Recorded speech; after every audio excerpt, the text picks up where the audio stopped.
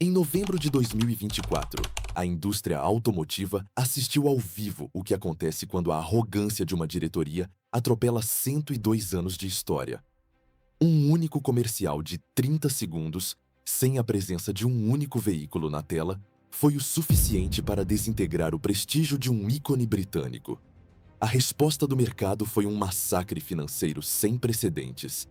Em apenas 12 meses, as vendas na Europa derreteram de quase 2.000 unidades para meras 49. Essa queda brutal de 97% provocou uma humilhação pública que forçou a renúncia imediata do CEO. O que o mundo testemunhou foi o resultado catastrófico de uma marca que decidiu apagar o próprio passado para perseguir um delírio estético. Para entender como esse erro de US$ 1 bilhão destruiu o futuro da companhia e por que a Jaguar colapsou de forma tão violenta, você precisa encarar o que eles colocaram no ar. No dia 19 de novembro, a Jaguar publicou um manifesto que se tornaria o maior estudo de caso de destruição corporativa da década. O vídeo de 30 segundos, batizado de Copy Nothing, exibia modelos em trajes extravagantes desfilando por cenários abstratos de cores gritantes. Não havia um único motor, pneu ou silhueta de automóvel em toda a peça publicitária. A empresa decidiu simplesmente deletar anos de herança nas redes sociais para dar lugar a slogans vazios como "Viva intensamente" e "Quebre moldes". Para um público fiel que sempre comprou engenharia europeia e alta performance, o resultado foi uma confusão generalizada. A ruína visual foi além da paleta de cores. A montadora descartou seu lendário logotipo do felino saltador, trocando o símbolo histórico por uma tipografia genérica que a diretoria apelidou de modernismo exuberante. O diretor da marca defendeu a escolha publicamente como uma reinvenção audaciosa para atrair novos compradores.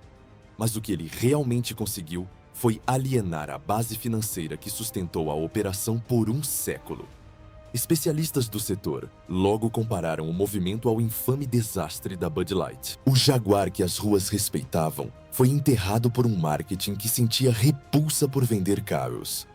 A reação da internet foi uma execução sumária, mas o golpe fatal veio de um concorrente de peso. Elon Musk postou uma pergunta curta na plataforma X, que desmantelou toda a estratégia da diretoria. "Vocês vendem carros?" Essa frase ácida expôs o ridículo da campanha e viralizou em questão de minutos. Milhões de pessoas compartilharam o deboche, transformando o relançamento da montadora em uma piada global insustentável. A equipe tentou contornar com convites forçados para interações casuais, mas a percepção pública já era de uma falência de imagem. O prestígio de um século evaporou em poucas horas. Políticos britânicos e influenciadores amplificaram o ataque, rotulando a iniciativa como um insulto direto ao consumidor tradicional. Uma pesquisa alarmante na Alemanha revelou que 93% dos entrevistados consideraram a nova direção da montadora bizarra e totalmente desconectada da realidade comercial. O problema central nunca foi a transição obrigatória para motores elétricos, mas o desprezo arrogante pela própria linhagem. A fabricante forçou uma roupagem progressista e acabou virando motivo de chacota internacional.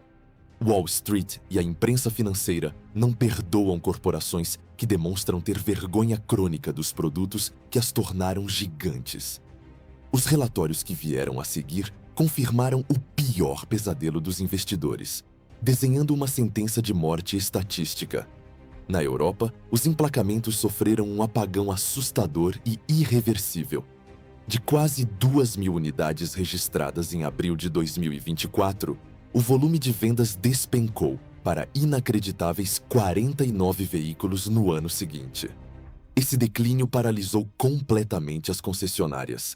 Analistas veteranos confessaram nunca ter visto uma lenda global derreter de forma tão vertiginosa.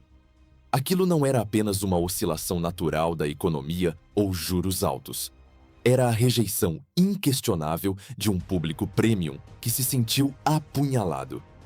O cenário global refletia a mesma carnificina nos balanços. O volume total de carros comercializados despencou de 62.000 unidades para sombrias 13 mil.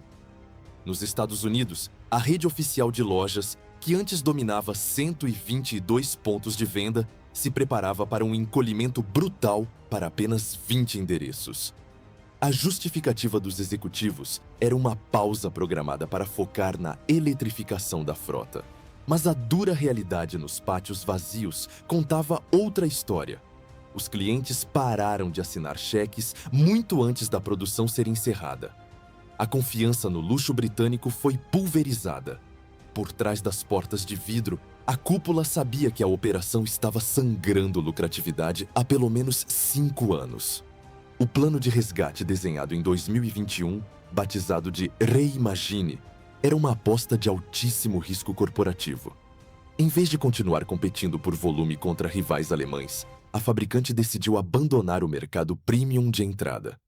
O alvo agora era invadir o território intocável de nomes como Bentley e Rolls-Royce. A matemática parecia fazer sentido na planilha. Vender uma fração dos carros, mas cobrar mais de 100 mil libras por unidade. Uma transformação radical exigindo um DNA inédito. Para forçar a execução dessa visão elitista, a empresa tomou a decisão extrema de interromper a fabricação de todos os seus modelos atuais. O esportivo F-Type, o sedã XC e até o elétrico E-Pace foram descontinuados de forma implacável até o final daquele ano. Eles criaram um apagão de estoque proposital até o lançamento da nova frota prometida para 2026. A falha trágica nessa equação é que ninguém constrói um império de ultraluxo insultando a base de consumidores que manteve as fábricas rodando por décadas. Eles tentaram seduzir um público jovem e imaginário enquanto destruíam clientes reais. Em julho de 2025, o peso desse erro de $1 bilhão tornou o clima insustentável no alto escalão. O CEO Adrian Mardell foi forçado a anunciar sua aposentadoria após 35 anos dedicados à companhia. Embora o Departamento de Relações Públicas tenha embalado a saída como uma transição voluntária, os grandes fundos interpretaram a manobra como uma confissão clara do desastre de imagem. Mardell havia entregado lucros recordes com a marca irmã Land Rover no mesmo período. Porém, comandar a implosão histórica da Jaguar manchou seu currículo de forma permanente, acelerando sua queda inevitável. A substituição no comando exigiu uma mudança drástica na estrutura de poder da montadora. P.B. Balaji, o influente diretor financeiro da matriz Tata Motors, foi convocado para assumir a cadeira principal. Ele entra para a história como o primeiro executivo indiano a liderar a tradicional fabricante britânica. A herança que ele recebe é uma operação em estado de emergência máxima, onde a badalada agência de publicidade contratada já havia sido demitida sumariamente meses antes. O desafio de Balaji agora beira o impossível. Recriar do zero o desejo de compra de um mercado que foi ativamente hostilizado. O caso da Jaguar ultrapassa os limites de um simples comercial fracassado, tornando-se o exemplo definitivo da desconexão entre uma diretoria isolada e o consumidor que assina os cheques. A tentativa arrogante de priorizar sinalização de virtudes em vez de excelência mecânica resultou em um prejuízo institucional incalculável. Especialistas da indústria descrevem a manobra como um atestado de loucura, abandonando um legado riquíssimo para abraçar uma estética de plástico. O mercado financeiro cobrou a conta e provou que a lealdade de um comprador de alto padrão jamais pode ser descartada em nome de experimentos sociais corporativos. Na realidade nua e crua, a autenticidade sempre derrota as tendências de agência no jogo de alto nível. A diretoria tentou incinerar o próprio passado na esperança de forjar um futuro artificial. E o resultado foi a desintegração catastrófica de ambos. É matematicamente inviável conquistar novos horizontes de vendas enquanto se ataca a base que financiou a sua existência. A lição sombria de $1 bilhão, que fica para a história dos negócios, é definitiva. A herança de uma marca é a sua armadura, não a sua prisão. O mercado automotivo não perdoa a traição estética,